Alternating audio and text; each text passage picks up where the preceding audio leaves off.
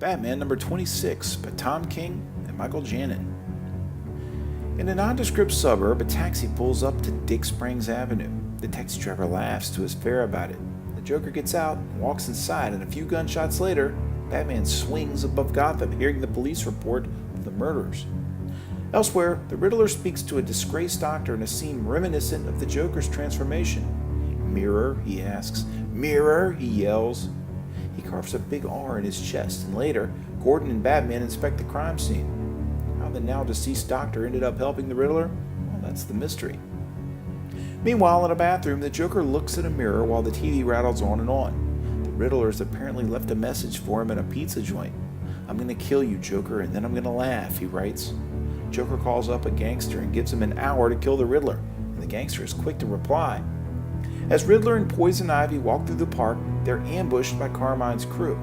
They order the girl to step away and cover her ears, and in an instant, she commands the nearby vines to strangle her victims as the two snicker at, of course, a riddle. Batman arrives on the scene with a hatchet to cut down the dead goons, stacking them up and shedding a sympathetic light on who they were. As the hour's up, Carmine walks to his study, and there sits the Joker with Carmine's mother's teeth. He shoots a few more of the gangsters' henchmen, explaining to them that now they work exclusively for the maniacal villain. And later, we see Batman standing over the elderly woman's body. As the weeks go by, the public saw the bodies piling higher and higher. It was a war. Anyone between the Riddler and Joker were just things to be put aside.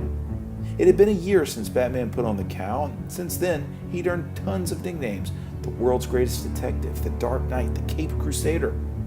The issue wraps with Bruce Wayne standing near he and Catwoman's bed. The victims all flicker on the screen. Now he was a superhero, but with that, this issue was left to be continued. Obviously, a great deal of this book happens in the past. It's kind of a calling card for Tom King, who loves to jump in between events that happened long ago with blurbs of present dialogue hovering above it.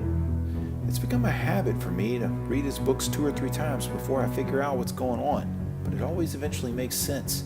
That's more than a lot of comics can claim. I guess I got my $3 worth.